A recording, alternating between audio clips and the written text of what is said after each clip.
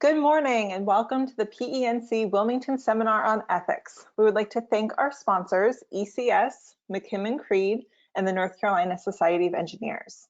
My name is Katie Cox, the PENC Membership Director, and I will be serving as moderator for today's seminar. If you have any technical difficulties, please use the chat box and I will assist you. We will be taking questions at the end of each presentation today. You can type those questions into the questions box and I will read them out loud for the speaker to answer. At 9:55, we will have a 5-minute break and we will resume with the second session directly at 10 a.m. Our first session today is a case study in ethical practice with Susan Sprague. Ms. Sprague has over 34 years of experience with all types of infrastructure projects in Pennsylvania, Maryland, and DC. Susan is a licensed PE in 5 states, a certified construction specifier, and a certified bridge safety inspector in Pennsylvania. Her experience includes project management and working with many other engineering disciplines, as well as surveyors and technicians, and cultural and natural resource experts for acquiring permits, performing geotechnical and environmental investigations, and community outreach. She is a senior associate at Johnson, Mirmiran, and Thompson, where she has been employed since 2006. Ms. Sprague was elected treasurer of NSPE in 2019. Since 2016, Susan has been on the NSPE Board of Ethical Review and chair since 2018. She is past president of the Pennsylvania Society of Professional Engineers and past House of Delegates rep for Pennsylvania. In her spare time, she plays golf and takes ballroom dancing lessons. She lives with her husband of 24 years in Dallastown, Pennsylvania. Susan, thanks so much for being here with us. Thank you. Good morning, everybody. I'm going to get started on this pretty quickly so that things keep moving along. And what I'm going to do today is present a case study. It's actually a real life situation. So before we get too much further, since I don't have the video on today, you can see what I look like. And a couple things about me. This slide also appears at the end of your handouts. So today, what I'm going to do is introduce some methods of deciding ethical questions. I'm going to do that by reviewing a case study about the Citicorp Center design, a building in New York City. By going through this case study, you're going to see that sometimes it's pretty difficult to make ethical decisions when the circumstances and situations are tricky. There's a lot of different variables, a lot of different principles that can contradict each other. So what are ethics? There's a lot of definitions out there. The most common definitions are doing the right thing. However, everybody might have a different interpretation of what that is. The other governing principle of ethics is to comply with society's moral values. Moral values, however, can vary by location and by country. Some morals have been codified into laws. For us, for professional engineers, we have state regulations that govern our practice and engineers in general. There's also the NSPE Professional Code of Ethics. I'll just say that some commonly accepted morals are do not lie and do not steal. But how do you decide the tough cases where things kind of don't line up with each other? So what I'm going to propose right now is that there are 2 approaches. We'll discuss 2 approaches to making ethical decisions. First one, consequentialism. You can see that it's defined as it's the consequences that count. But how does one determine whether the results of an action are good? And in practice, from the Code of Ethics, one canon that aligns with this particular approach is to hold paramount the safety, health, and welfare of the public. I'm sure we've all heard that many, many times in our careers. The other approach is non-consequentialism, where acts are either good or evil. But how do we determine the absolutes of what is good and what is evil? From the Code of Ethics, this couple statements that align with this particular approach, or that could help define and understand this particular approach, is to issue public statements only in an objective and truthful manner, and to avoid all conduct or practice that deceives the public. Now we'll get into the case study. The whole case study takes place in New York City in the 1970s. Citicorp wanted to build a new building. It had outgrown its office. The little map I put on there, you can see the blue dot is where Citicorp's offices were at 399 Park Avenue. The red dot is where the new building was built, and the whole story of this case study. The 1970s were not a good time in New York City. Economic problems, financial corruption, a fiscal crisis for the city, the police were corrupt. There was a lot of bad things happening in New York City in the 1970s. There was even a blackout in 1977. Some of you may have heard about that. The World Trade Center, though, did open in 1972. So that was one of the high points of the 1970s in New York City. So the first thing Citicorp had to do was acquire the land. So that took several years, 5 years, and $40 million. The site they settled on at the corner of 54th and Lexington Avenue had a church on the corner. The congregation, in fact, wanted a new church, but didn't want to move. So Citicorp acquired the land and the air rights, and the deal was that they would build a building to allow a new church to be also built on the same site. And in order to build the building, the new headquarters, there would be no supports that would go through the church. It would actually be a separate independent building. So that could be quite the challenge. Here's a picture of what the church looked like in 1905 and probably looked like before this whole building project started. It doesn't look like that today, obviously, but that's what the site that they were trying to save. So in order to work around the church, there would have to be a pretty unique structural design to not put the supports of the new building through the church. In fact, as you'll see, the supports of the building were actually not at the corners, but were in the middle of each side of the building. So the first step was to hire the architect. Citicorp hired Hugh Stubbins to be the lead architect on the project. He had 20 years of experience with high-rise building design. He was actually from Alabama and attended Georgia Tech, eventually got his master's degree from Harvard. He happened to be the chairman of the Department of Architecture at Harvard until 1972, when he started his own architecture firm. And some of his former students at Harvard were people that you may have heard of, like I.M. Pei, world-renowned architect. Stubbins then in turn hired the structural engineer, William Lemessurier. And Lemessurier was from Michigan. He actually got an undergraduate degree in math at Harvard and eventually got his master's degree in building and construction from MIT.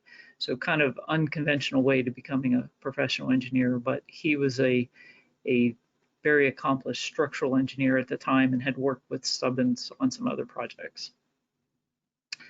So Lemessurier's idea was this chevron framing system that he thought, and you can see there on the picture where the support is in the middle of the side of the building. And that was his idea to work around the church and still support the building. So very, very unique.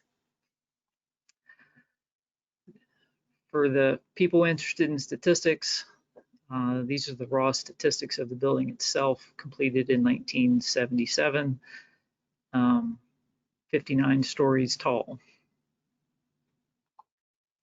There's a couple pictures. These next few slides are some pictures of the building as it was completed. One of the slides will show the church in the corner. At the time of its completion, the building was the 7th tallest building in the world. It has a very unique top line, as you can see.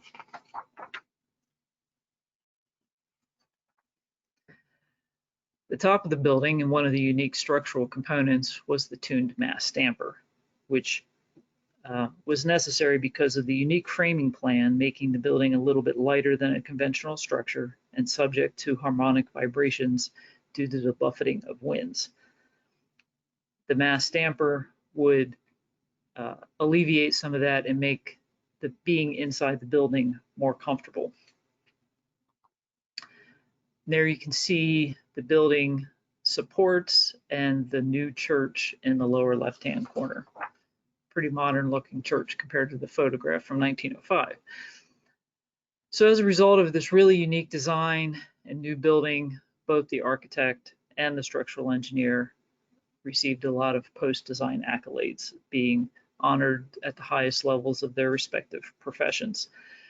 The architectural design was, a tower clad in alternating ribbons of bright aluminum and glass, had that triangular triangular shape at the top, had a 7-story skylit galleria in the lobby.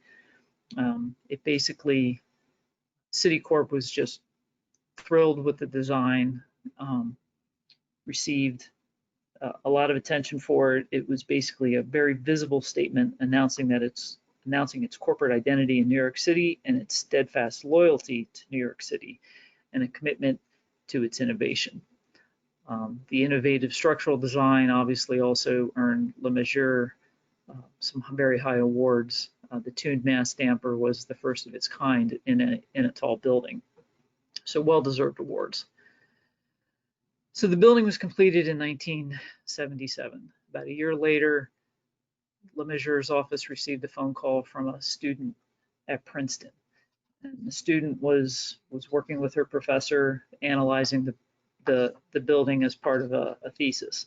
And her concern was that the supports were in the wrong place and that the building may be more subject to the quartering winds than Le Mesurier had thought. Well, Le Mesurier didn't think a whole lot about this, kind of pushed her off, but he started to get a little bit concerned. Here's the diagram of what they're talking about. You can see on the left is the traditional design where the wind the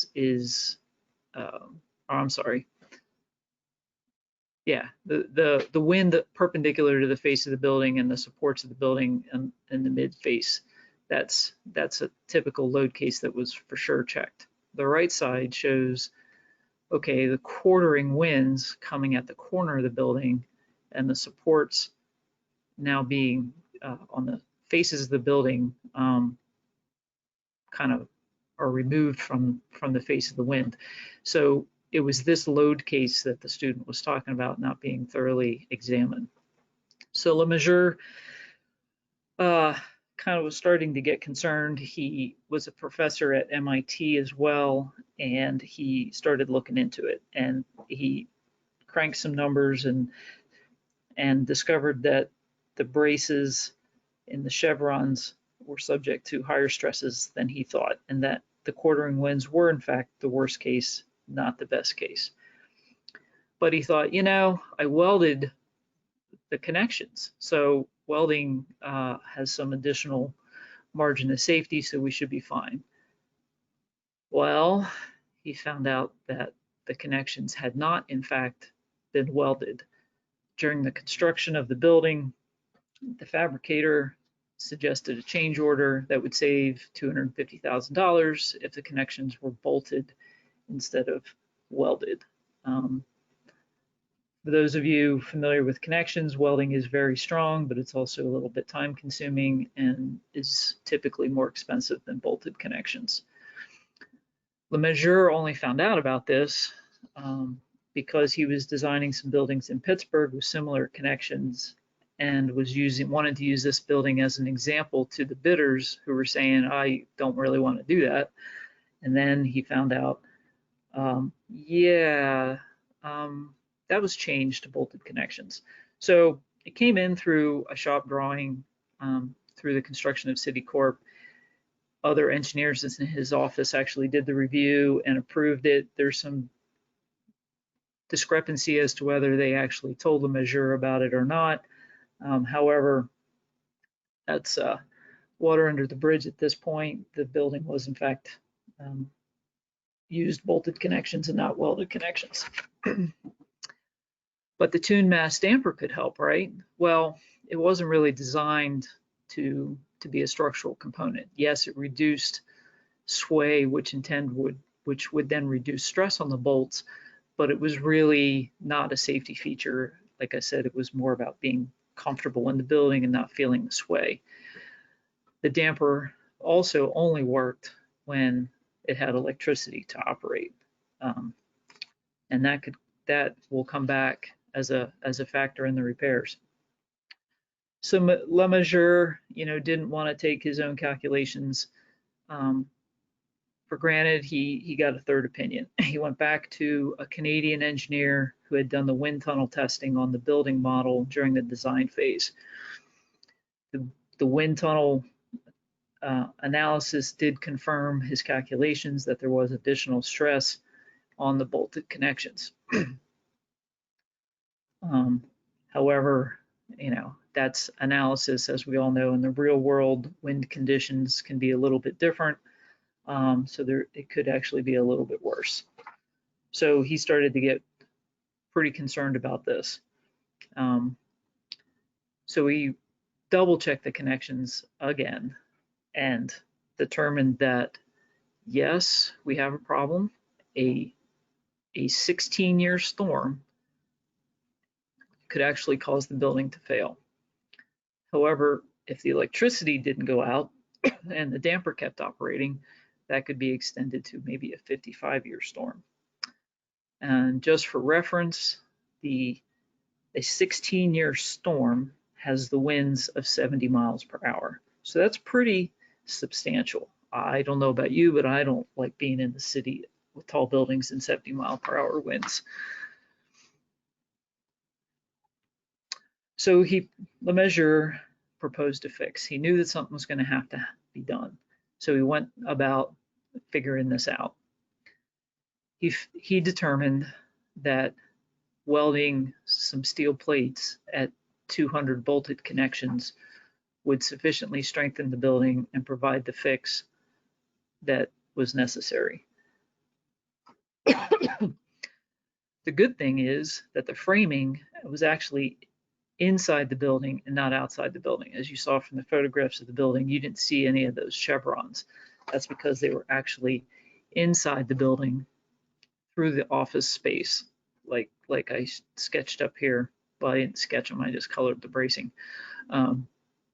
So you can see that they actually were pretty accessible. So he knew what he had to do. He had to admit a mistake and approach the owner of the building. So the first week of August 1978, so this is about 2 months after getting the phone call from the structural student at Princeton, Lemessurier called the architect Stubbins, met with a small group of Citicorp officials, lawyers, insurance agents, and other engineers, discussed the problem. And the lawyers realized, hey, we really do have a problem. So the lawyers actually recommended getting another structural engineer involved, Leslie Robertson, to do a peer review of the design. And Mr. Robertson, in addition to his structural expertise, also had experience with disaster planning,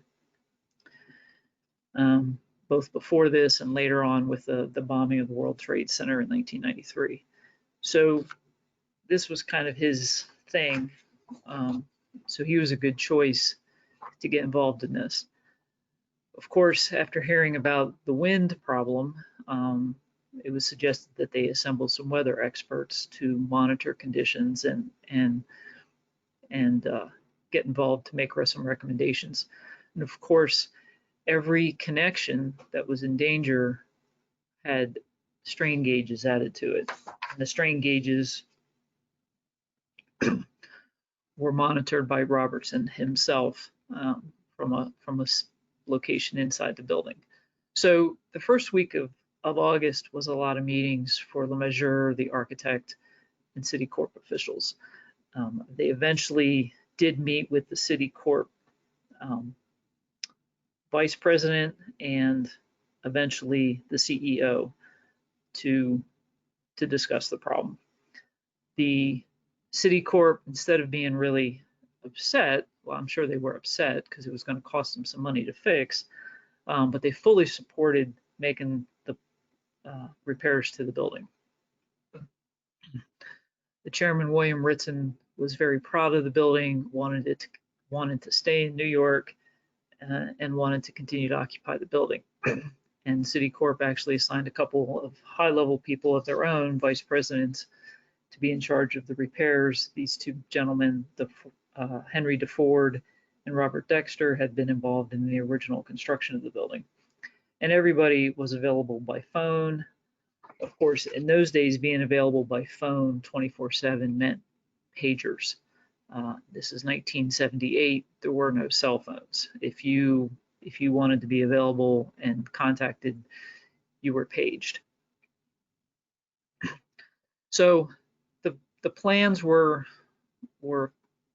finalized to weld a steel plate 2 inches thick by 24 inches wide by 72 inches long at each of the 200 bolted connections. Of course, this was all subject to a contractor getting in there and opening up, tearing out drywall and looking at one saying, yep, we could do that. That was in fact done. They said, yep, we can do this. So they started to find a contractor and with sufficient welding capacity to do the work. In addition to this, a backup generator had to be secured for keeping the mass damper working in case there was a power failure. And like I said, the strain gauges were all wired up throughout the building.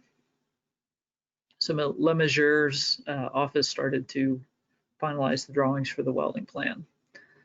But the weather, this was August. This is hurricane season on the East Coast. What are we going to do? So a group was put together to monitor hurricane situation and also monitor wind 4 times a day in New York City. Tornadoes obviously could be a big problem. Heavy thunderstorms could also be bad news. So this was monitored very closely.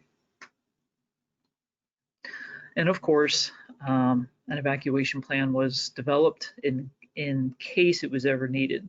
This was worked out with this New York City officials, the American Red Cross for the area, police, fire, mayor's office of emergency management, all got together to work out an evacuation plan. If there was a wind alert, 70-mile-per-hour winds were expected, the building and surrounding neighborhoods would be evacuated. So the structural engineering student called in June. They met with City Corp first week of August, got the plan together. All this is going on kind of in secret. Now it's time to notify the public. So City Corp used its subsidiary Citibank to basically put together the press release. Press release basically said that connections needed to be strengthened through additional welding. Apparently, wind data unavailable at the time of the design in 1973 was now used to do a reanalysis, and it indicated that it was worth strengthening a few joints. So that was what the public was told, and they assured the public that there was no danger. But was this the whole truth? The City Building Commission needed to be notified as well to get permits to do the work. It was actually the City Building Commission that was a little concerned about the shortage of qualified welders. However, there was lots of unemployed steam fitters right now in New York City area that were more than qualified to do the work, and a lot of them were hired to do this.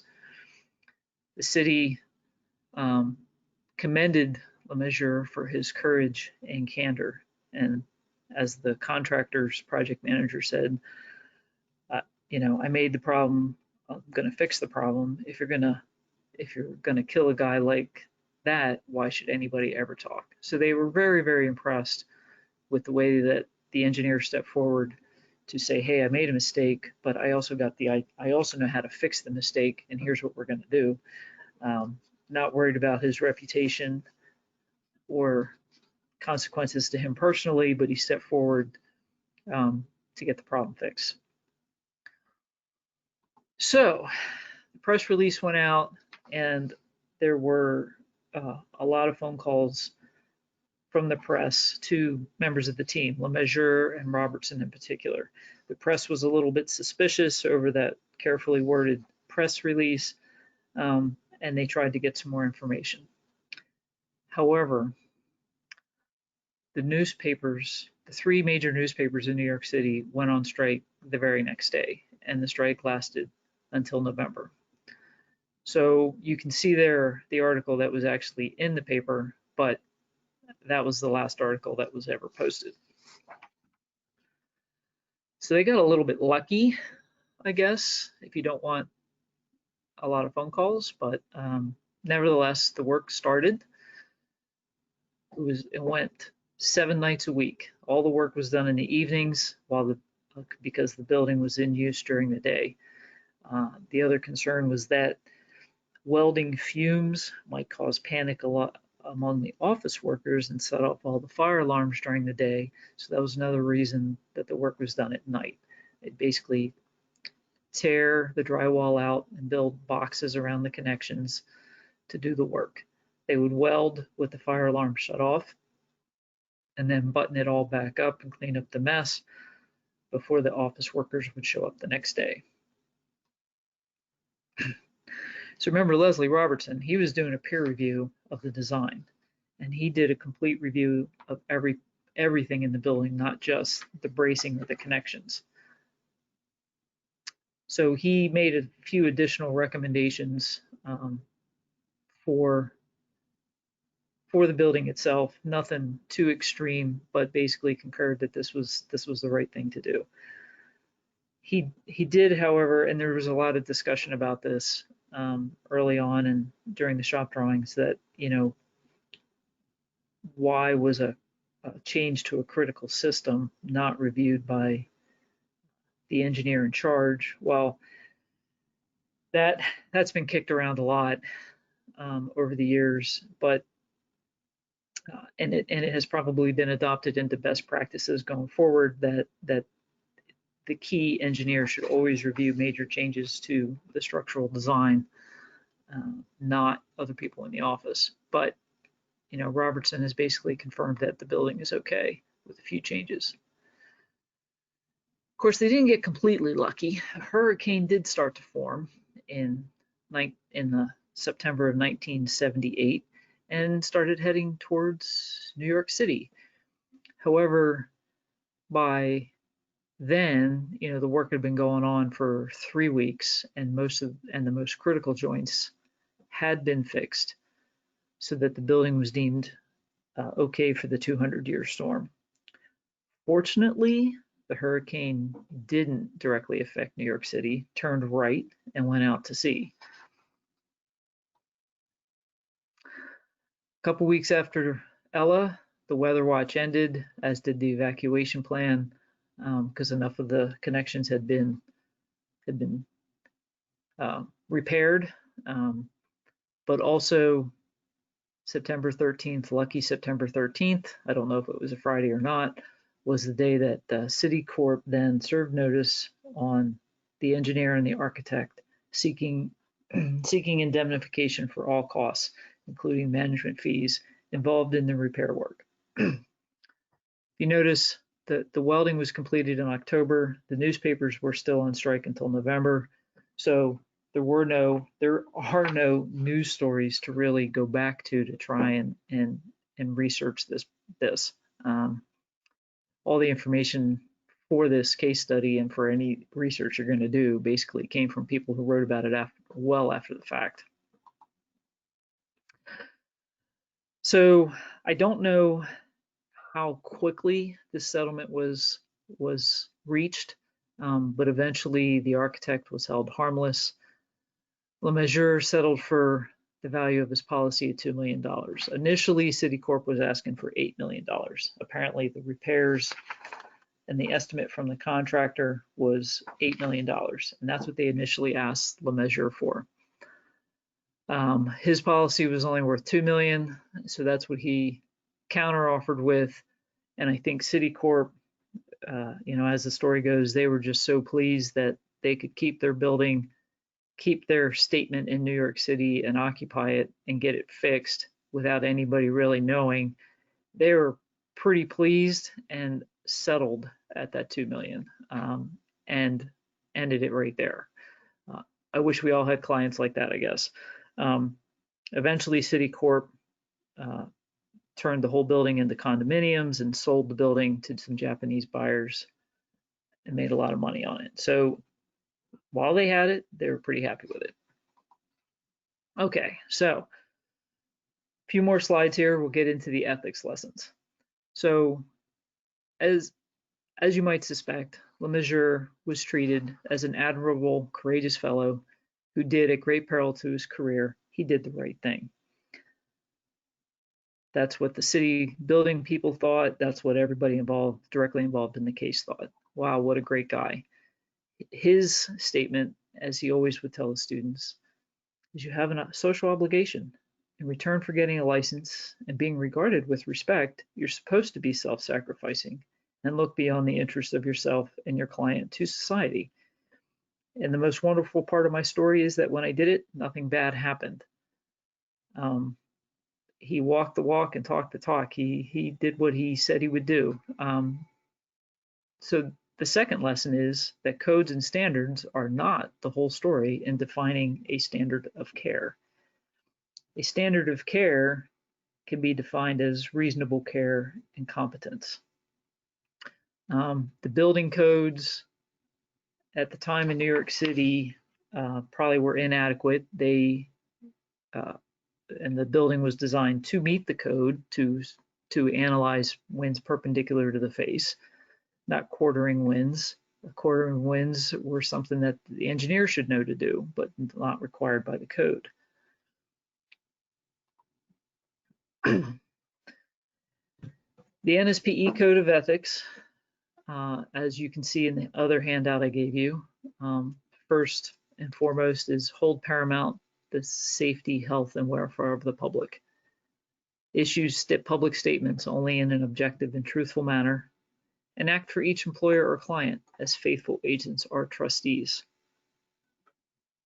There's a considerable amount of evidence in this case study that the engineers involved either went along with or participated in misleading statements to the public.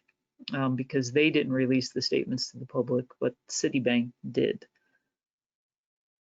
None of the architectural, engineering, or legal professionals in this case, contractors as well, stepped forward to make any corrections to what they knew to be a false news release by Citibank or to correct subsequent statements of the officers by Citibank. The good news is this crisis produced heroes and no villains. Everyone connected to the repairs behaved in an exemplary fashion. So there's the code, applicable parts of the code. I think the one important part of this is that it's not, hardcore engineering, was how do misleading statements to the public fit into this case study as a result of reading the Code of Ethics. So, difficult decisions. I mentioned these at the beginning. How do we as engineers reconcile the seemingly conflicting requirements of these code sections? Hold paramount the safety, health, and welfare of the public, but only issue public statements in an objective and truthful manner, and be faithful agents to the client and faithful agents of the employer. How do you do all that? Was it proper for the engineers involved to allow the Citicorp PR folks to handle informing the public? And this was the basis of Board of Ethical Review case 98-9, which focused on the statements made to the public. And that case concluded that yes, concluded that it was not ethical for Le Mesurier to not notify the public and to not say something. So he did not behave in an ethical manner when he did not say something to clarify the statements that had been released to the public.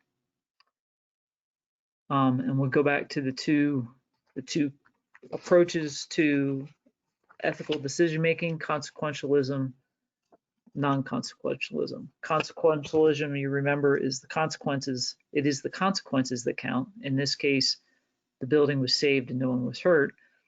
Non-consequentialism, acts are good or evil regardless of the consequences. So in this case, it was maybe a little bit of both. So that's really the end of the presentation. I will just add a couple things though too. The student from Princeton who raised the question in June of 1978, what happened to her? Well, actually until 1995, no one knew who the student was. It had been assumed to be a male student. Her name is Diane Hartley, and she and her husband were watching a documentary on TV on this case. Her husband saw it, called her over, and said, "Hey, this sounds like you." So she checked with the professor, and through some various investigations confirmed that there was no other New Jersey student that had any connection to the building. So they concluded that it was in fact her. She went on to work as a structural engineer in San Francisco and Washington, D.C., eventually got her MBA and got into real estate development. But she didn't know for almost 20 years that it was her that was involved in this case. So I think, the newspaper strike, the blackout on communications at that time, a lot of different things going on, kind of put the whole case in obscurity until 20 years later, when all of a sudden there was a flurry of activity and a lot of documentaries and stories written. You'll see, in fact, a lot of the research that I did was based on these articles here. The New Yorker magazine, you can get that article online. ASCE, if any of you are members of ASCE, there was an article earlier this year on this case. The NSBE Board of Ethical Review, and I have a typo. That's embarrassing. I'll have to fix that. And the AIA, obviously, was involved in this as well through Stubbins, and they've published a few opinions on this particular case. So I guess it goes to show you that nothing is really cut and dry. There's a lot of things to consider in this case, but the engineer didn't really suffer as a result of this. His reputation actually was enhanced by coming forward because he was deemed courageous and a man of integrity. So coming forward didn't hurt his reputation, it actually helped his reputation. The building was saved and no one was hurt. So I don't know that every case would turn out as good as this, but that's the purpose of doing these, to just kind of give you something to think about. So that is really all I have to present. Now I can try and answer some questions. Okay, if you have any questions, go ahead and type those into the questions box.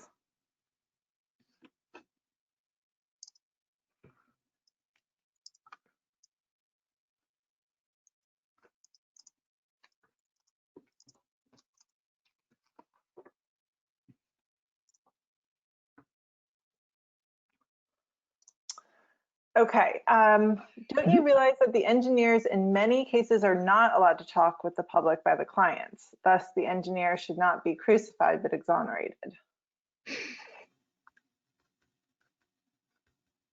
I'm sorry, could you read that again? Sure. It says, don't you realize that the engineers in many cases are not allowed to talk with the public by the clients? Thus, the engineer should not be crucified, but exonerated. Yes, that is very true. We're typically asked not to speak to the public. So yeah, and I know I have to refresh my memory on what the opinion was of the Board of Ethical Review. I guess the opinion was that he could have gone along and maybe, you don't talk to the public, but maybe you talk to other agencies having jurisdiction, and then they can force the issue for you sometimes, and then it is exposed to the public. Like you could talk to the building commission, or you could talk to another agency. So talking to the public directly, I agree, is not typically the role of the engineer, but they may have other avenues that that can get to the public to clarify misleading statements. So I think that's consistent with the decision or the conclusion made by the Board of Ethical Review in case 98-9. All right. Who reviewed the newspaper article before publishing? That I do not know. I can try and find out, but I do not know the answer to that question offhand. I probably only the Citibank people, but I can try and investigate that a little bit more and see if I can get you a conclusive answer. Next question, can you please state the 2 examples of non-consequentialism? 2 examples, can I? Oh. Well, non-consequentialism is acts are either good or evil regardless of the consequences. So issue public statements only in objective and truthful manner, avoid all conduct or practice that deceives the public. So basically you have to be a saint, more or less, to only act as good or evil. You have to, it comes down to what, pretty black and white. But I don't have any good examples off the top of my head for that. I'll give that some thought if that's. He clarified that you stated 2 earlier in the lesson. I did? Oh. Well, the 2 that I had.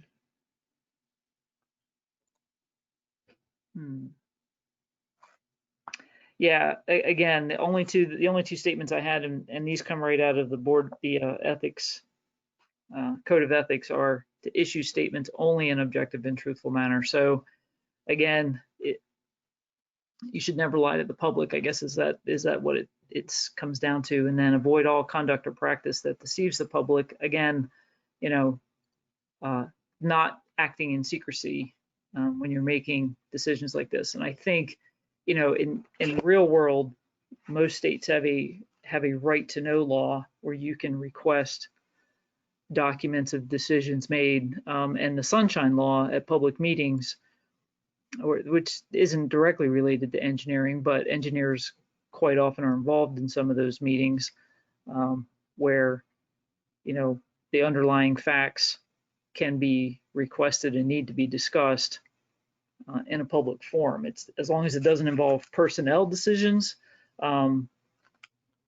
All business must be conducted in a public manner at a public meeting. So some of that may have evolved out of cases like this, or maybe worse cases where, hey, all the facts weren't really presented. Why'd you make that decision? Kind of thing. I don't know if that's helpful or not, but that couple things that just come to mind when you're talking about, not deceiving the public. Okay, next question. What exactly was the misleading statement? Was it about the building being safe in a 200-year storm? Yes, the fact that uh, the building was not designed, um, or changes were made during construction, not in accordance with the original design, that made it not as strong as it was supposed to be, and the fact that a 70-mile-an-hour wind could cause the building to fail, that was not ever publicly released. It was just that, the building is safe. New information came out. It wasn't really new information. They actually had enough information to have designed it in 1973. So it was manipulated to their purposes. Okay. What happened to the mass damper and ensuing that it is never without electrical power? Is there an emergency generator? I don't know if there's still an emergency generator there. I would assume so. To the best of my knowledge, that mass damper is still in operation in that building. Nothing in that top section has changed, to my knowledge.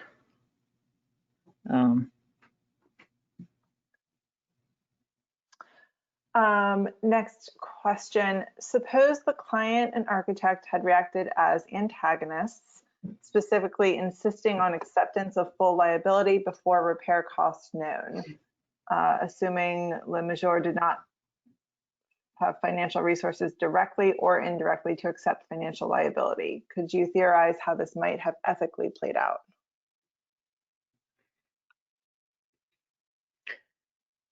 Oh, I don't know if I can answer that on the fly. Can you? I want to think about that one a little bit, if you don't mind. If you give me that question in writing, and I'll try and get an answer back to the group. I need to think about that a little bit. Sure. That one I did not anticipate.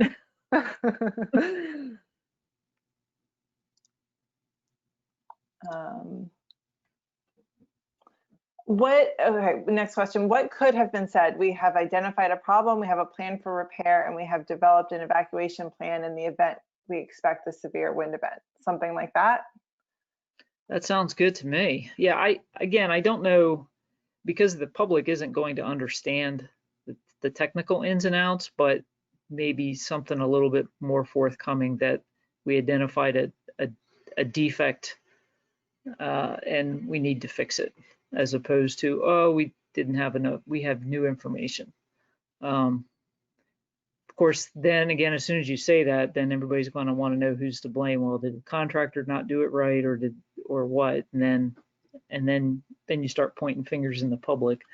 But something along the lines that, it's we identified a defect that might make it unsafe in a high wind event, and we're working to fix it. The work should be done in a few weeks, and we're monitoring the weather, and we'll evacuate as needed. Okay. Next question or statement. Seems like Mr. Le Major would have been informed of the welding versus bolted connections. Well, apparently he had a couple different offices, and the office he was in received the change request and was evaluated by his colleagues. In their defense, they said if every change for this building had to go through Le Major, the building would still be under construction 30 years later. So you could say, well, you were trying to work fast, yes, but if the competent engineers evaluated it and said, yeah, well, based on the codes and based on the connections, this is fine, but I think it was done in two different offices. He was working out of the Boston office, and there was an office in New York City that was handling a lot of the day-to-day questions that came up on the construction.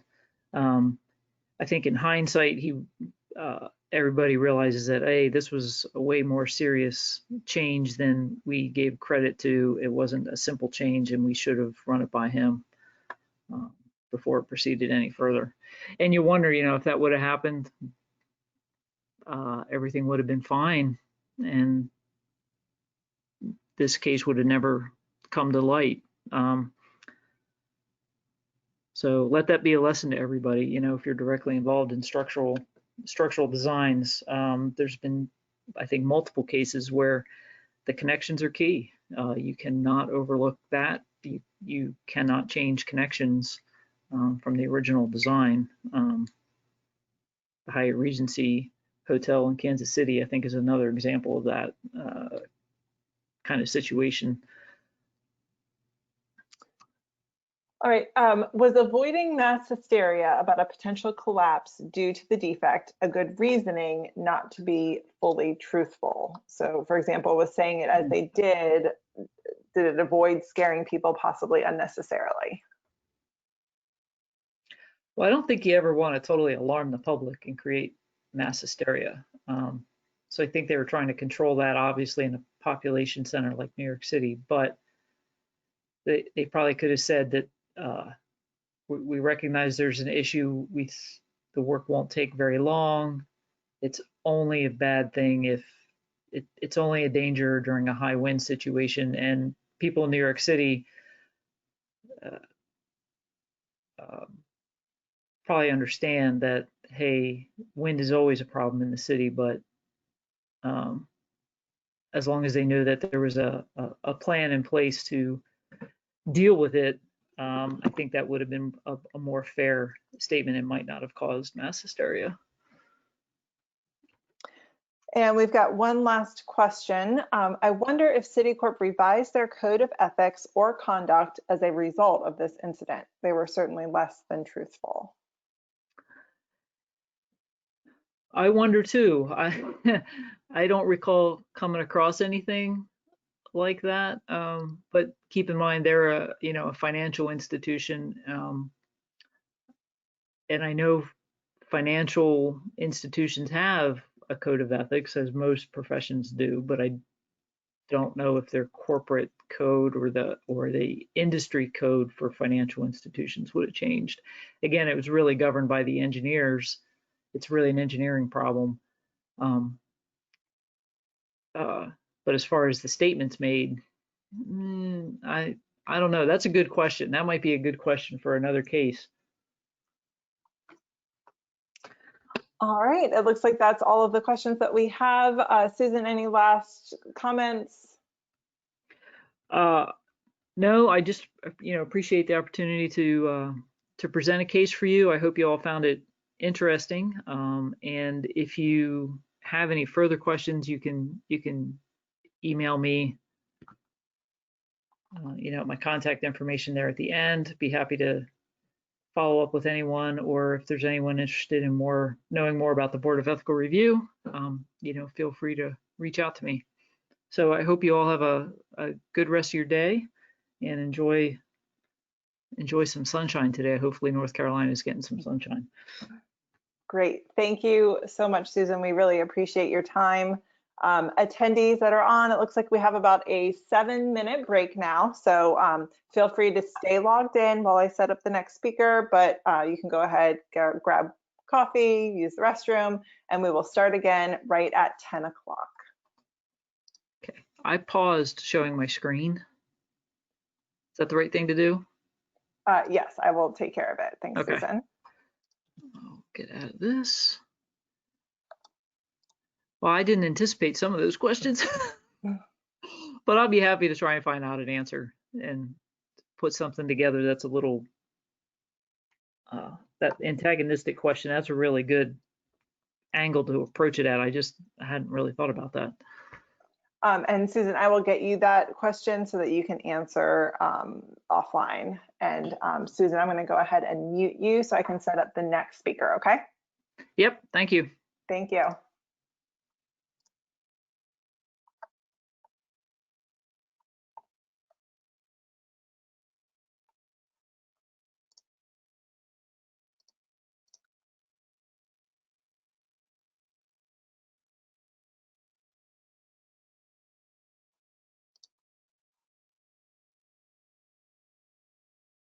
Hey, Katie. Hey, Christian, how are you? I am pretty well. How about you? Good. Thanks for being with us. Our attendees are taking a short break, and we will get started right at 10 o'clock. All right, cool. Your presentation looks good, so we are all set. Great. Okay. I've got multiple screens going here. Hopefully.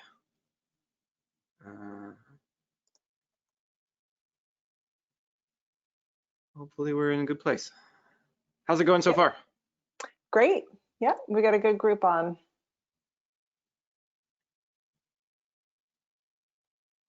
Very good. I'm going to go ahead and mute myself, Christian. We'll come back on right at 10 o'clock to introduce you, okay? Sounds good.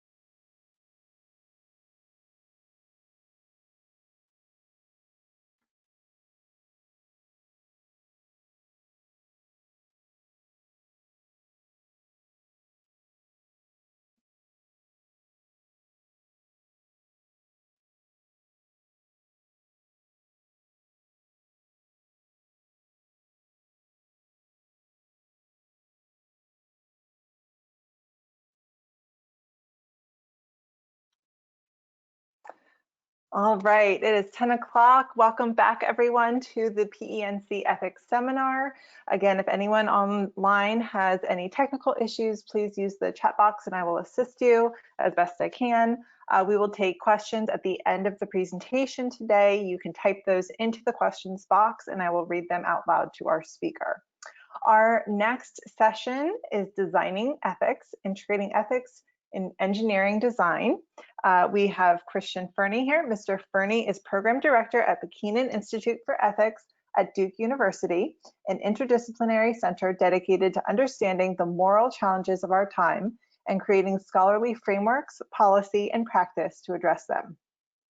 Most of Christian's current work centers on curriculum innovation to support students' development in areas of purpose, character, and general well-being.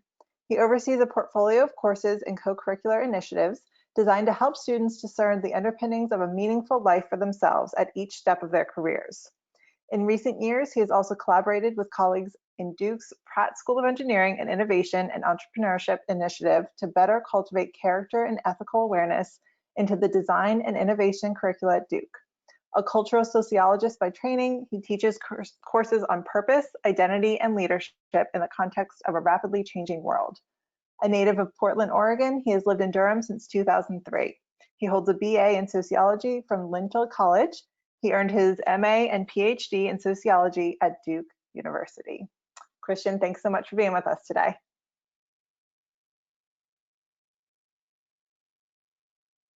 Oops, sorry. My microphone was muted over here. So thank you very much. It's great to be here. And I'm excited to share a little bit of what we've been working on for the past couple of years with this audience.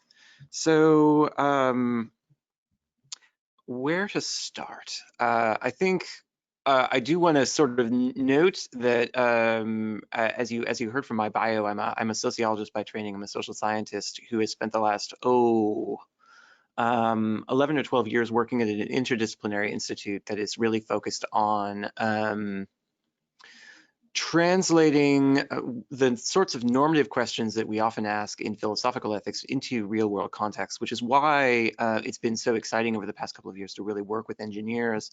But it's been a kind of a process of translation for me. I have needed to learn how to speak engineer much clearer, in a much more contextual and clear way. And I think the engineers that I have worked with have learned to speak ethics a little bit as well. So that's been the exciting adventure that we continue to be on. Why did we start doing this? As you may be aware, the accreditation body for Duke's engineering school, the Pratt School of Engineering, and many others, ABET, changed some of the standards for accreditation in 2016. This is actually in between Duke's accreditation cycles. I think we're set to be reaccredited in 2020, but we're working off of the new sets of standards. The real significant change for our purposes is what's called Criterion 3, which in past years has focused on, which is really focused on student outcomes generally. That's what Criterion 3 is. But in past years had included ethics as a consideration that students needed to have kind of some facility with and familiarity with in a long list of other things that were also really important. So professional standards, thinking about cultural awareness, thinking about the environment, thinking about the social impact of various products, devices, innovations that engineers might create in the world. What happened in 2015 was, or really, and went into effect in 2016, is that those standards moved from ethics being something that was in a big list of things to ethics and professional standards really being bracketed out and being their own bullet. And so moving forward, there's a recognition on the part of ABET that I think we, really wholeheartedly agree with, which is that engineers need to be thinking about ethics and thinking about how their status as professionals who are doing really hard and complicated things that have real impacts on people, that's something that ought to be really bracketed out and focused on in a direct way. And so we continue to be in conversation, I think, as a university and Pratt as a school about how to do that well. What does that mean, particularly in the context of this really rapidly changing, highly disrupted and complicated world in which we find ourselves. And so we're working with our colleagues in engineering, we're working with our colleagues in the Innovation and Entrepreneurship Initiative at Duke, and certainly in computer science to figure out how we really bake questions of ethics into the mix in all of those spaces. And those are, I would say, quite overlapping spaces. And there's an initiative and some funding to really support this work across these spaces in particular. That is partially the impetus here. I think in many ways, right, we're doing what we always try to do, which is respond to the world in which we expect our students to be in. Now and in the future, and that's a deeply complicated place. In 2018, Duke revamped the way we do engineering and introduce engineering to students. My colleague, Dr. Ann Satterback, was brought in from Rice to oversee this real wholesale change in how we do, and how we kind of make sure that everybody's has a common starting point in what engineering is. And that is really to throw students in the deep end of the pool. So we start with a flipped classroom. So students are almost never in lecture. There's very, very little of the first year design course that is about sitting in a classroom and listening to a professor. Most of that happens via video and other media while they are preparing to be in class.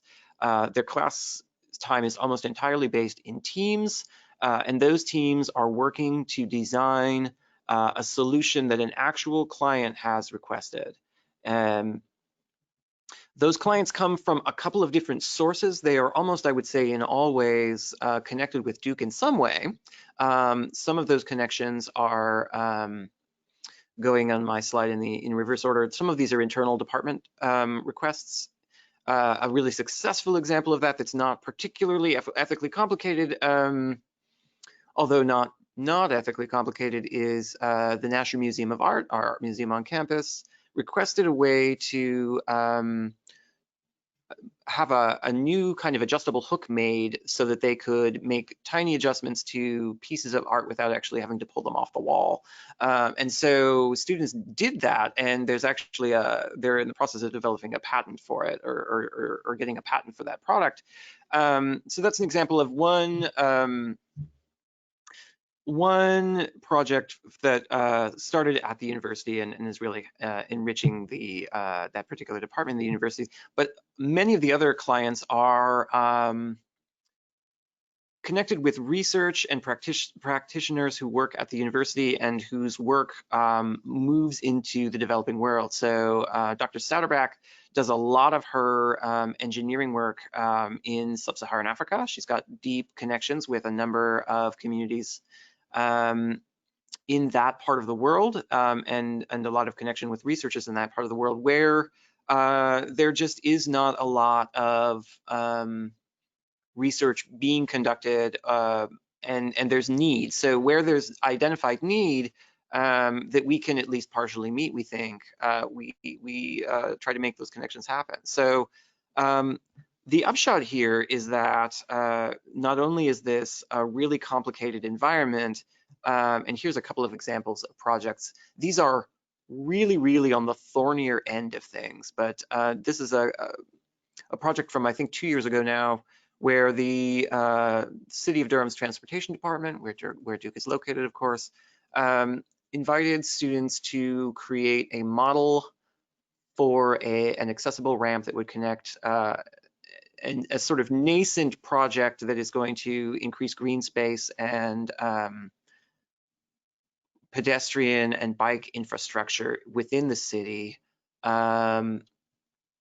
so to make that project more accessible in the east part of Durham, where where poverty rates are historically much higher, where minority residential, where more minorities are concentrated, and where there's very real concerns about gentrification. So students, of course, didn't initiate this project. They are not, in fact, responsible for its completion, but they are implicated to the extent that they're part of this in questions of how to be a part of this. I should say here that students have some agency over which project they are assigned to. They rank their preferences after hearing presentations on which projects are available to them. So students who chose this kind of went into it with a set of clear eyes, at least as much as 18-year-olds can have clear eyes about anything. But this is really, really complicated stuff. And in the context of this particular project, one of the things that quite quickly became clear was in order for this project to meet regulatory requirements, some privately held land was going to need to be captured by the city. Here's another one we talk about quite a bit in our team meetings about how to revamp the curriculum, and I'm excited to talk more about that soon. And this is an instance where a researcher at Duke who has long-standing connections with a community in a remote part of the Philippines, asked students to create a hand washing station to improve hygiene in a part of the world where there's no running water. So their task was to figure out a way to do that with relatively cheap and durable materials to meet a need for a community that is at elevated risk of waterborne pathogens creating all kinds of havoc. So on the one hand, this is a relatively straightforward thing, right? And a relatively straightforwardly good thing. It turns out that when you're thinking about all of the ways in which the context of this particular project actually needs to work, and what students can and can't know about that, how they might go about testing that project in an effective way, it gets really complicated really quickly. So as I said, this is the deep end of the pool. We're throwing a lot at students at the very, very beginning. So not only are they going from basically zero to ideally a completed prototype at the end of one semester, we don't assume and can't assume that they know how to use tools. So part of this, the context of this course is learning how to use a 3D printer, learning how to use a saw, learning how to use a drill, learning how to use a laser cutter safely. All of those things obviously important. We want everybody to have fingers at the end of their first semester at Duke. Because this is a team-based model, and we exist in an educational context, and Duke is certainly this educational context as well, in which students tend to be evaluated individualistically. Team-based projects are a growing edge for most students, and they need to be able to effectively work as a team in order to be able to pull off this really, really hard thing. And of course, they're working with actual clients, some of whom are users, some of whom are not, all of whom are busy and have individual needs and priorities. So the great thing about this is that there are a lot of ways in which this approach to introducing what engineering is never puts students in a position where they understand engineering as a straightforward or uncomplicated thing. On the other hand, there are right from the beginning a host of ethical issues that just kind of crop up. And crop up differentially, I want to say, right? So some projects are relatively safe and straightforward, and the impacts of things going wrong are quite limited. Others are much less so. And of course, this was a packed course at the outset. So part of our challenge was to do this to make changes to an existing curriculum that was quite robust and quite full without necessarily taking a lot of time from what was already quite full. and doing this and deploying these things with faculty who are engineers and not trained in ethics. Certainly they're in ethically thorny context all the time, because I don't know how you can be an engineer and not be in an ethically thorny context. But that's not their expertise and not necessarily their comfort level. So starting in the summer of 2019, a small team of engineering and ethics faculty formed together in a program that Duke runs across the university called BAS Connections, where we vertically integrate teams. So faculty and graduate students and undergraduates all work to ideally solve a problem or address a problem that exists in the real world. So we started this in the summer of 2018, and we thought that the best way to approach this really thorny and complicated process was what the students were actually learning in EGR 101, which is how to use the design process to generate new solutions to really complicated problems. So that was sort of our guide moving forward and moving through this project. It's always kind of been our ethos and our kind of guiding procedural way of being. Our goal was to, starting from that summer and working through the fall and into the spring, was to have a series of modules ready to go and ready to deploy for the spring cohort of EGR 101, which occurred last spring. EGR 101 is a required course. It is required for fall of a first-year students term at Duke, so they start in this for the most part in the fall semester. There's always some movement between schools at Duke, so there's a small cohort in the spring of students who have moved over from Trinity College of Arts and Sciences from a different major, maybe computer science, maybe English, but that they apply into and are granted access to the engineering curriculum slightly later than otherwise would be the case. So that gave us a nice little testing bed ahead of full deployment this fall. Here is a kind of gnarly scan from the EGR 101 workbook. This is the design process we're using. I imagine looks quite familiar to many of you. So this is how we sort of went about what the project was. We assigned everybody on the team a role. We spent a long time trying to understand the context of the problem and how it exists at Duke, but also how it exists at peer institutions. And I'll talk about that in a second. And then we went through an iterative process of trying to figure out what we could do, throwing out lots of ideas, trying to refine the best ideas, and then prototyping them and ultimately deploying them last spring. So the first step, of course, was trying to figure out what the landscape of ethics education in engineering schools and in other technical fields might be at this point.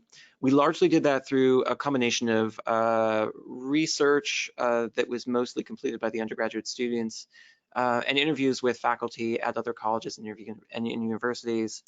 And I think the broad takeaways, speaking with a little bit of a broad brush here, are that for I think quite good reasons, the ways that ethics often comes up in engineering classes and in the arc of engineering students' coursework is focusing on focusing on disasters, right? The things that we tend to want to drive home in our students are that things can go really, really wrong if one doesn't attend to some of the relatively small things that can happen. So we often bring up, say, the Challenger disaster or Chernobyl as examples of moments when engineers took shortcuts or failed to think about the broader context in which they were operating.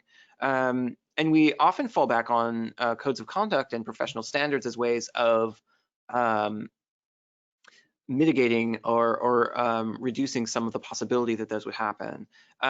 Speaking as somebody who spends their day thinking about ethics and not necessarily on a day-to-day basis thinking about engineering, ethics is a complicated thing. And partly, I think the challenge is it can, in fact, be as straightforward as avoiding the temptation to do something that you know is against the rules or is wrong, and resisting the sometimes really enormous pressure to do that. I think more recently we've spent a lot of time thinking of, and talking about the Dieselgate issue, or something like the predicament that Boeing finds itself in right now, and whether those could have been avoided if different priorities had been employed, or different frameworks had been introduced. I think what we want students to understand is that this never goes away, and it's not always as obvious as making a really straightforward call between doing something that you know you're not supposed to do, but there's pressure to do, and choosing not to do that, sometimes at real cost. I don't want to mitigate those. I mean, it's really hard to resist those pressures frequently, and people frequently fail that test. So I don't want to say that that isn't an important thing. I do think that there are many, many ways in which we often find ourselves in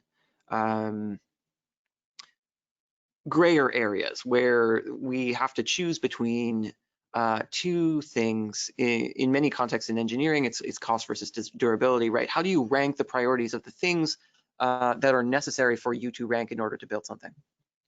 The other thing I want to say here is that ethics comes up obviously in every single program and curriculum that we looked at.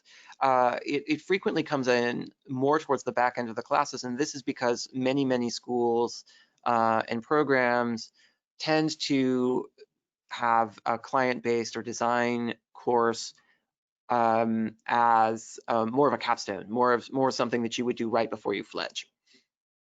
And again, I think there are really cogent reasons for doing it this way. This is not in any way to impugn a very linear and kind of cumulative approach to how one might educate engineers. We've kind of turned that on its head. I think there are really good reasons for doing that, but it does mean that we need to bring in ethics much earlier than we do otherwise. Okay, so thinking about this this framework, once again, one of our early tasks was to figure out where we could likely have the greatest impact moving within the flow of the course, because we didn't have the luxury of building it from the ground up. And we knew that the time that we had was going to be relatively limited in terms of the overall arc of the course. And so how do we get students who are already thinking about lots and lots of things to also be thinking about their really multifaceted and complicated responsibilities to multiple stakeholders everywhere, all of the time? And these were the spaces we ultimately felt like we could focus and be fairly effective in doing so. Really starting with some contextual awareness.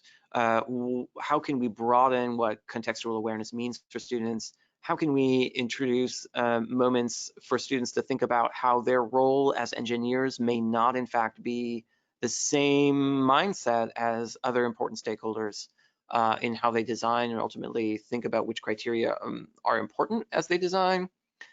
There's lots to say about prototyping and possible solutions.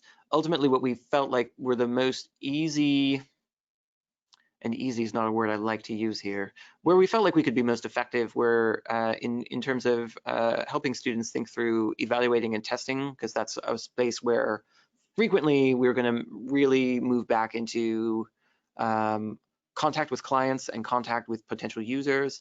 And then finally, what happens after all of this is over. So really thinking about kind of a proto life cycle analysis, what happens to the kind of broader context and environment once students leave this course.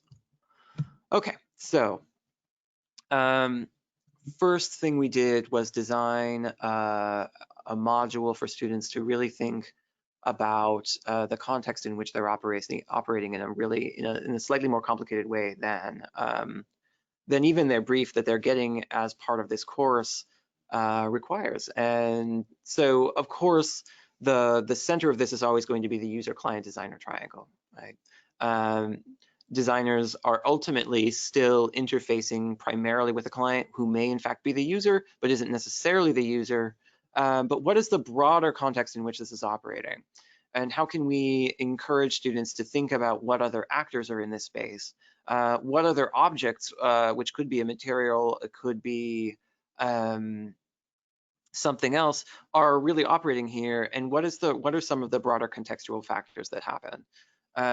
So this is a context map that we created in our team, responding to the second brief that I showed a couple of slides ago, the hand washing station in the Philippines.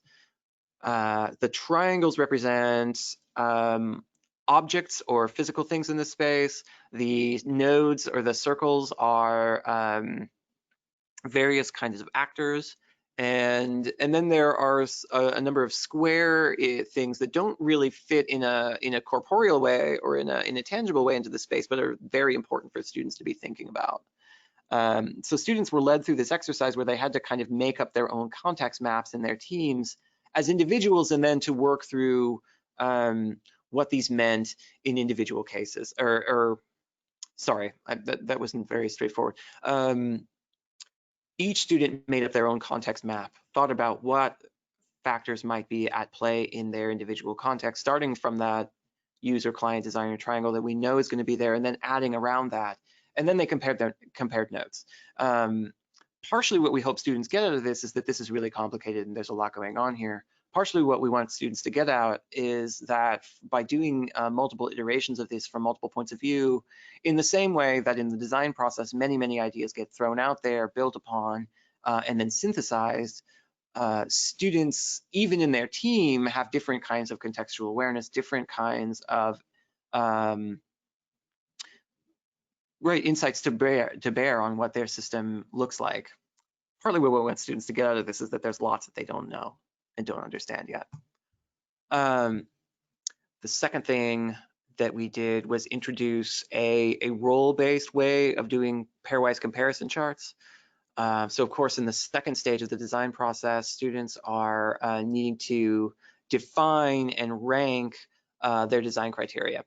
And the way that we have students work through that process is by using a pairwise comparison chart matrix, where they try to determine which design criteria are ultimately the most important.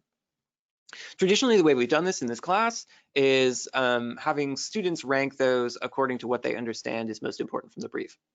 And what we realized is that there is an opportunity to redo that assignment. So it's in terms of impact on the course and the kind of real estate it takes up in the course, there isn't much more required here. There was already an in-class exercise. We were kind of pausing the team-based learning, not pausing, but really redoing the team-based learning at this moment so that there was a much higher degree of faculty contact in this space. So that students could really drill down on what they understood to be most important in their project and to rank those things.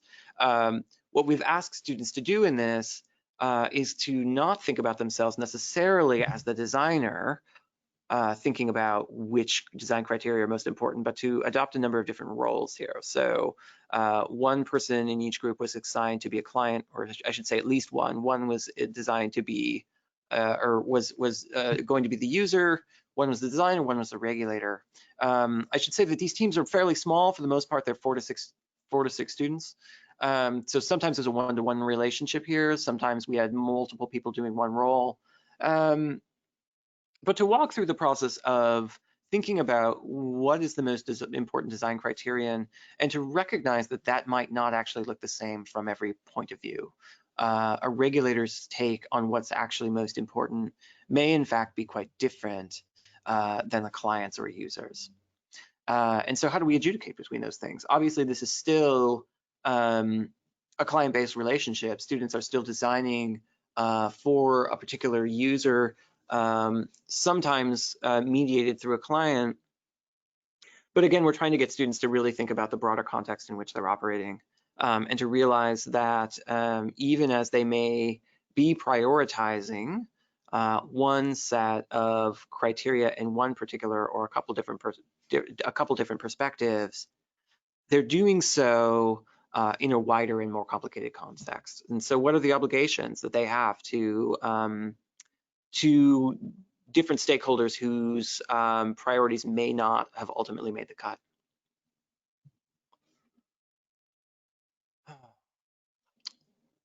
And then we move towards the back end of this project a little bit. So I want to say here that I think the work that students are the most excited about coming into this course is the opportunity to build stuff. And they do, in fact, spend a good chunk of time in this course building stuff, because that is a really, really complicated and heavy load within the course. And because the nature of the projects differ quite substantially from one another, it was hard to come up with a one-size-fits-all solution to how to triage the ethics issues that might be cropping up in an individual project.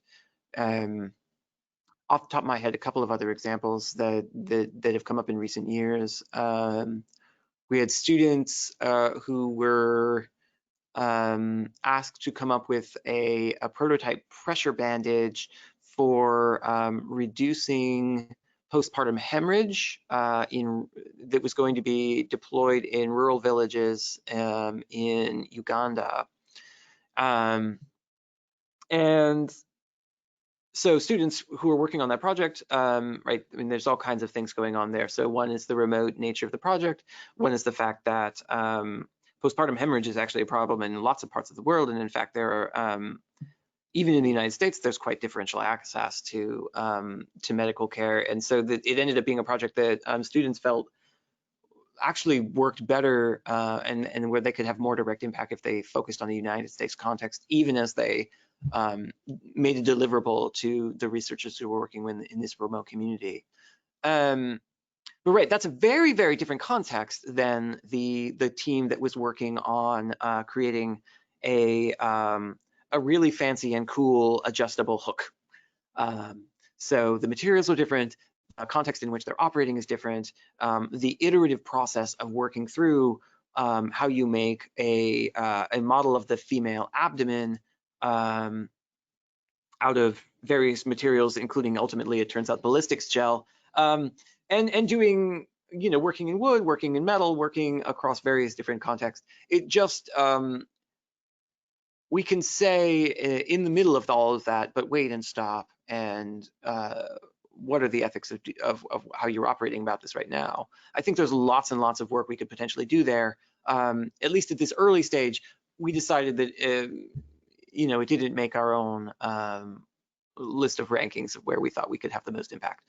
And so we're kind of skipping ahead through that middle part of the design process, not because it's not important, not because it's not ethically rich, but because it's a little tricky to tackle in a robust way without a little bit more nitty-gritty contextual awareness. And I think a lot of that tends to happen with the individual faculty who are teaching the course, working with individual teams. So it's not like it's not getting addressed, it's just getting triaged in a slightly different way that doesn't necessarily need to be bracketed out in the curriculum. With that preamble, the next thing we did was really focused on prototyping and testing. So this tends to happen quite late in the term because students spend the bulk of their time on a somewhat frantic and mad dash to move from you know, really having nothing except a brief to having an actual deliverable. And so partly what we want students to kind of recognize here is how to think through at a meta level what's happening there. If you haven't had a ton of time to prototype or you know, if you've really just finished making a prototype that's functional at all, how do you think about testing that in a robust way? In practice, what often happens, because students have limited access to users, and there are really good reasons for that, right? So some of the users are quite remote, others are folks with disabilities who may be difficult to get access to. Others may just not have enough time to come in, right? So we wanted students to think through whether the ways in which they might be tempted to prototype things and, to test their prototypes actually reflect the real world. Because what often happens is a drop test, right? Or some easy way of seeing whether the thing that they built 5 minutes before actually broke. And again, that could be a relatively low risk issue, or it could be a relatively high risk issue. So this is a way of returning to the question of for whom and how and what are the really complicated questions of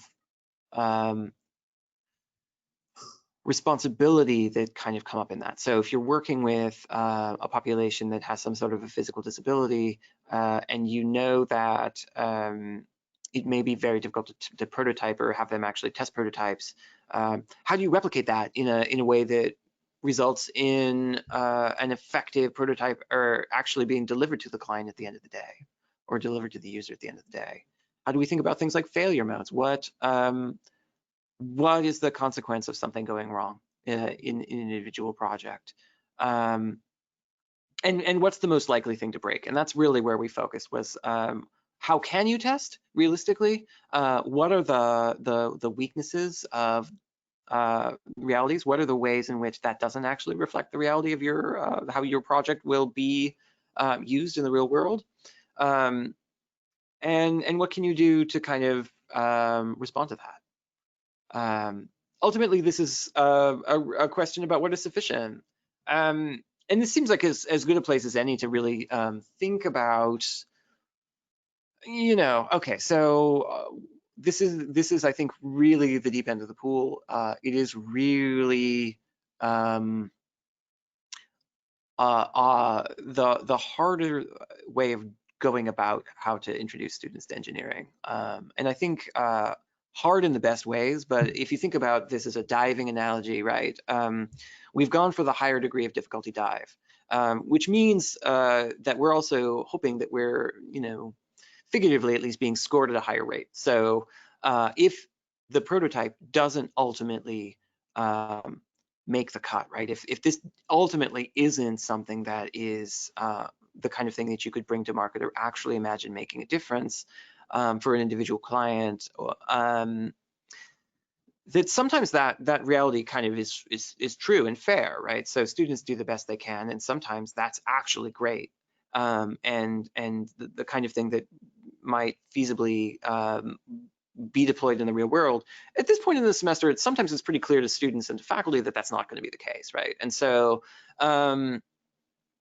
how do we maintain the ethos of the class, which is that we're really trying to put something out into the real world when it becomes increasingly clear that that's not going to happen? So there's a little bit of a reality check for students and for us here. When it's clear that when you have the strong feeling that things aren't actually going to come together here, how do we think about that? How do we move forward in an effective way through that? And the final thing that we do with students, or where the modules that we develop with students, are to really think about the sustainability of all of the work they've done over the course of the semester, and to think about life cycle analysis in particular. So this happens at the end, after the prototyping is all done, so nothing is going back to be changed. But what we're really trying to get students to do is to think about the ways in which, now that they know a whole lot more, how would they do things differently, if at all? And this is in kind of a celebratory carnival environment, where the pressure is really off students to really think about things in a different way. So this tends to be kind of a fun day for students. And what we're doing now is trying to, in a fun way, start to get them to think about some of the ways in which, right now, with the benefit of a little bit of hindsight and armed with some new knowledge, they might go about things a bit differently next time. So the first thing we have them do is a kind of choose your own adventure game that is modeled on the kind of there's a style of adventure game that you might play, and I should say here actually that in some ways it's a light simulation. And going back to many slides ago, one thing I wanted to mention was that there are so many really cool things happening in other peer departments in the way that they introduce ethics to students. Olin College has a really robust and constant way of getting students to think about who, what, why, and what are the impacts of all of those things. In some of their more computer-oriented classes, right? So, and I'm trying to remember which school it is. It's someplace in the Northeast. It's not Olin. Does a computer simulation where students really are invited to think about their work as engineers, not as nascent engineers, but actually you're in the driver's seat. Here is this ambiguous piece of information. What are you going to do with it? So I did want to throw that out there. All right. So this is one way of doing that kind of thing at a lower rate. And I think we were in some ways responding or really inspired by some of that work that we saw being done at other schools. So right, your adventure here is to build something for a client. You have multiple choice points. Each of those choice points invites you to think about materials efficacy, but also the kind of costs of doing that. But there's also contextual information here, and so it's clear that not everything will actually work. So if you're building a water pump in a remote space, you need a material that may in fact be cheap and lightweight, but has a pretty high environmental footprint. Something like PVC comes to mind, right? It's cheap, it's quite durable, it's not good for the world. If you're only thinking about it as an environmental product, it's really damaging. So that highlighting that reality doesn't make it go away, but it does hopefully encourage students to think about that in a fairly clear-eyed way. On that note, we also do a kind of trivia game where students are invited to guess how much stuff costs and what its environmental impact is, and also sort of what the durability of those various goods are. This is a really hard thing to do in the context of a course like this because life cycle analysis is its own thing. And right, as you may know, is a job for people, right? So this is what you might spend your life doing and working on. But even getting that seed planted is a worthwhile thing here. The actual prototype materials carnival is where we invite students to move through our lab and prototyping space and think through the materials that they actually used and put them into a backpack.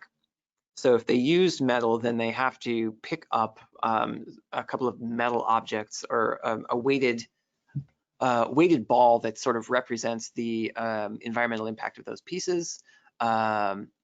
Ditto pieces of wood, ditto pieces of foam, and so they walk through the classroom with having to lug this increasingly heavy bit of material around the classroom. And that physicality of it is a way of helping them really think about impact in a slightly different way that may land differently than just kind of knowing, right? Because I can know intuitively, and this surprised me, that alpaca wool is actually high impact, even though it seems like it might be quite sustainable, because alpaca farms tend to promote lots of eutrophication in water.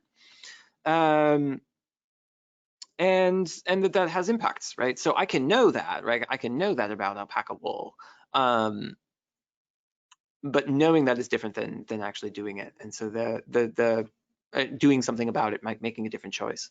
The physicality of it matters here. And then the final thing we invite students to do is quite literally and somewhat playfully hold a funeral for their device. So to really think about what happens when this breaks or needs to be discarded. Is it in fact recyclable?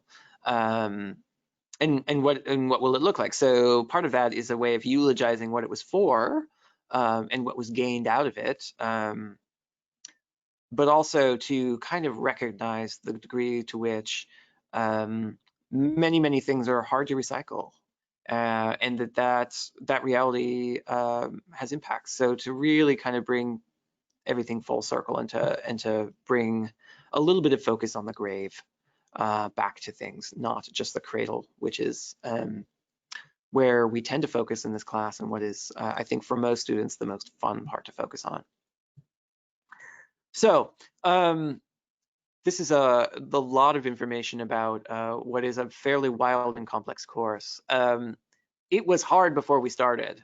Ethics is also hard, and so combining those is complicated and never stops being complicated. And that's part of the message that we want students to get across, right? That it is humbling to do this work. It's humbling to be engineers and to constantly work through multiple rounds of failure and complexity and butting heads with your teammates as you try to think about what the best way to do this is. Even more so to realize the ways in which you are really beholden to people it may not obviously be, it may not necessarily be obvious to that you are beholden. And one of the professors we talked to at Duke said the way she talks about this with students is to use the world of Harry Potter as an example. Right, so what she tells students is that you are wizards, and you are wizards in a world full of muggles, and you are learning to do things that other people just can't do, and that there is responsibility that comes along with that. That you are in fact responsible to the muggles, and you are designing for the muggles, even as you are not in that same category anymore. And yeah, so we're hoping that what students think about in this is that this is really hard and this is really complicated, and we're never inviting them to think about anything as straightforward. And so even as they actually move to a thing, a project, a product over the course of this course, it was a challenge all along the way, right? And as much as that may seem kind of disheartening, I think we want them to really think about that is something that means that they can do better, right? They can in fact make choices that reduce the negative impacts or the externalities of a given product, that there are in fact sometimes ways that they can get those priorities to align or to mitigate the ways in which they might be in conflict. But I think we always want students to recognize that they're doing something that's really hard, and that there are going to be impacts and there are going to be costs. And we want them and us to be as clear-eyed as possible about what those are, so that we can really own them, which we must. So you might wonder, does this work? We wonder too, to an extent. We had an abbreviated pilot last spring. We had about half of our modules deployed in person and half deployed after Duke went necessarily fully virtual over the course of the rest of the year. First year students are back and in person at the moment. I'm going to knock on my wooden desk and hope that it stays that way. Some of our peer institutions have not had such a good go of it. So what we saw in that initial pilot was that the instrument that we used, which was part of a larger initiative to see how students in computer science and engineering were thinking about their role as computer sciences engineers, is that generally that instrument and the courses in which it was deployed showed a significant growth in the ways in which students were thinking about their responsibility. What we didn't necessarily see was a lot of growth in the engineering 101 population we studied last spring. And my hunch at this point is that part of the reason that didn't necessarily come through was that the engineers that we work with, more than many other populations that received the survey, were really engaged in an initial kinds of hands-on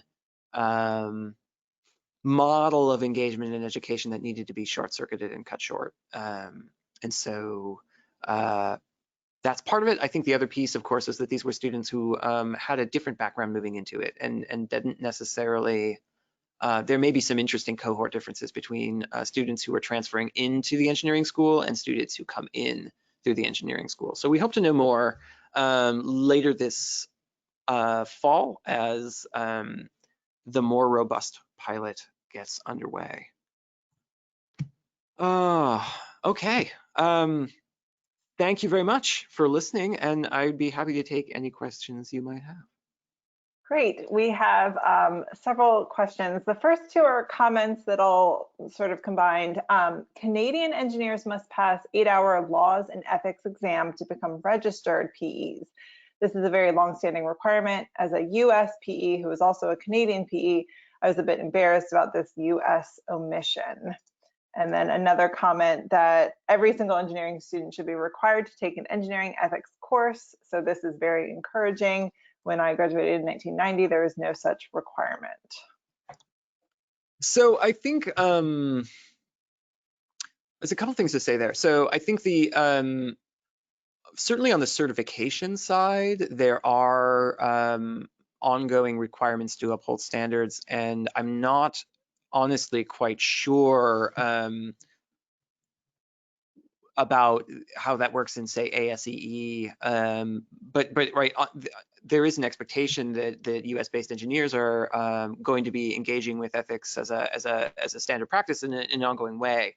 And I would also say that certainly, I'm trying to think, there are no schools that I know of that don't at least offer engineering ethics or some module on engineering ethics as part of their curriculum. The question is whether it's required and when. And I think there are good reasons. I'm biased here, right? So I don't think there's ever a good reason for it not to be required.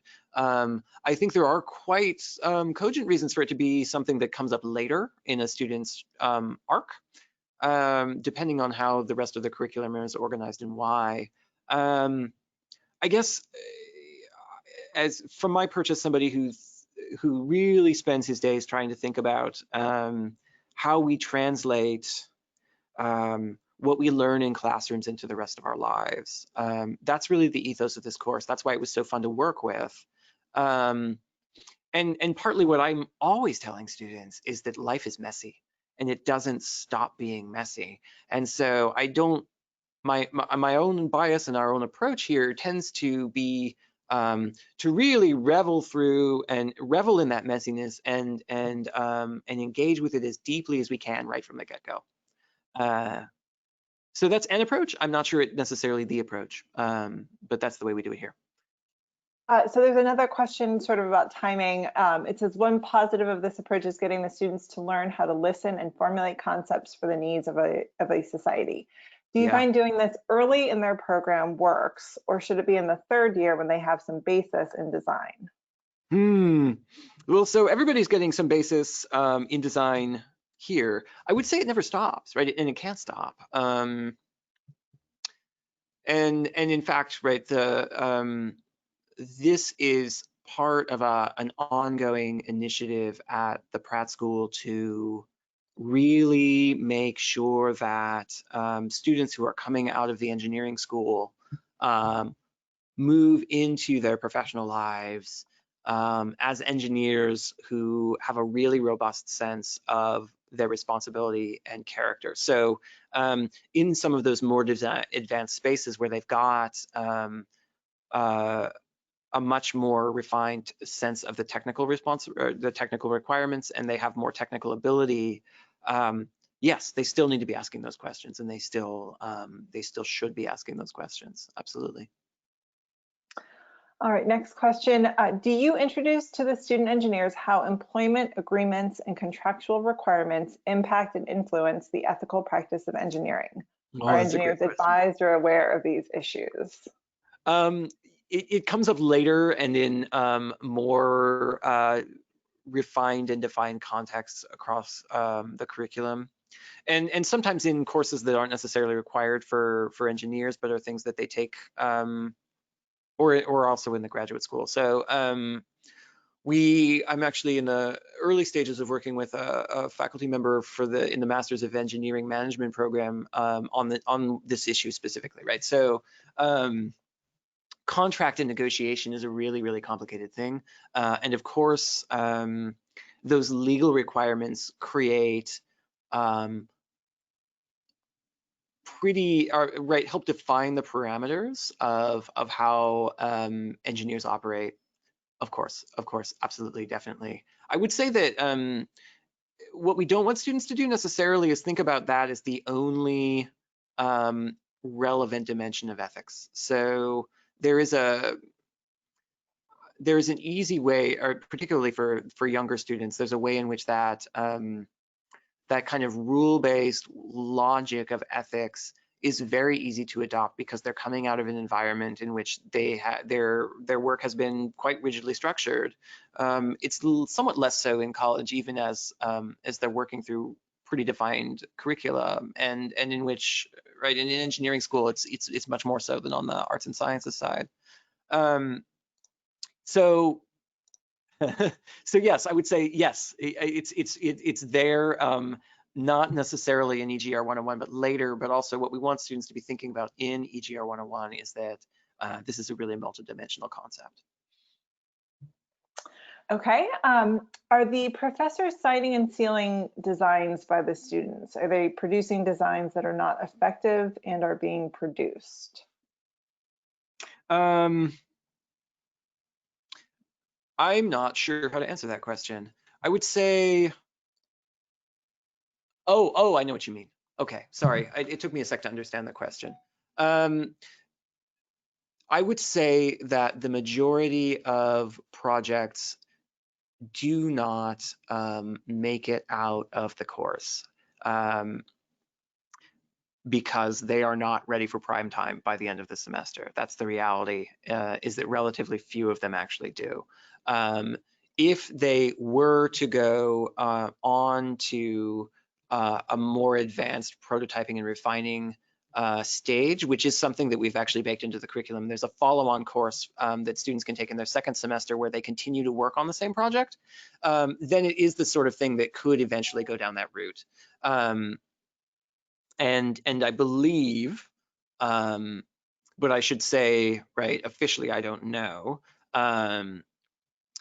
But I believe the way that works is that, right, they continue to have really strong contact with faculty, and they're not obviously in a position to be able to sign off on things themselves because they're not certified engineers, but faculty are. And so if it were the sort of thing that eventually was going to go to market or was going to be deployed, of course it would be right, rigorously and properly vetted. Okay. What instrument did you use to assess the student growth in the course? That's a great question. It was one that was designed by a colleague of mine at the Institute and one of our counterparts in computer science as part of the, oh shoot, I'm going to butcher the name, Lane Emerging Technology and Ethics Grant or something along those lines. Anyway, it's a combination of several different scales, one of which is the MFQ, Moral Foundations Questionnaire, but some of it was designed here. So I can't tell you exactly what the instrument was because it's a sort of it's a hybrid instrument, but it's not a standard off the rack one. Okay, next question. In formulating the curriculum, did you seek input from engineers outside academia? That's a great question. Not in this most recent iteration. The curriculum comes from it's Germanus is really with Dr. Satterbeck, who is herself now an academic engineer, but started out in industry. She's a biomedical engineer by training, and a good deal of the perspective of the way the course has been organized has really been with that in mind. So I would say sort of. Okay. And we will do one last question before we wrap up. How do engineers work in the political world where many political decisions are made for solely unethical reasons? That's a great question. I don't think I can give a straightforward answer to it. I guess what I would say is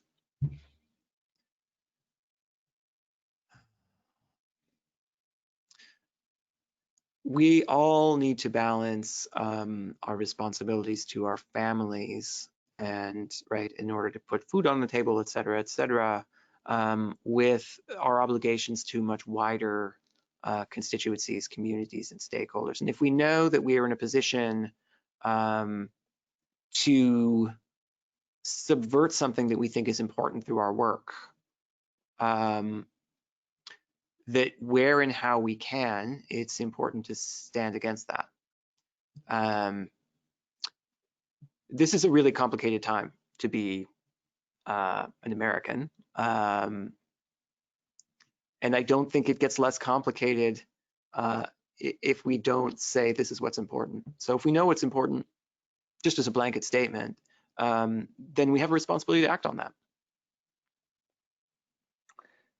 All right. Well, thank you so much for your presentation today. Do you have any final thoughts or comments? It's been a real. I'm very thankful for the offer and the opportunity to speak with you. And thank you for the really hard and good questions. Happy to talk more offline. And I hope everybody gets outside today. Great. Thank you so much, Dr. Perney, for being with us. All of the attendees that are on today, thank you for attending our ethics seminar. We hope you enjoyed all of the sessions. Your PDH certificates will be emailed out to you this afternoon. If you're not a member of PENC, we hope you'll head to our website and learn more about our other upcoming programs. We have a monthly webinar series. We have a libation conversation, which is virtual networking socials. And then this December, we've got our annual Raleigh seminar where you can earn up to 18 PDHs. So head to our website, learn more about us. It's penc.org. Thank you so much, and I hope everyone has a wonderful day.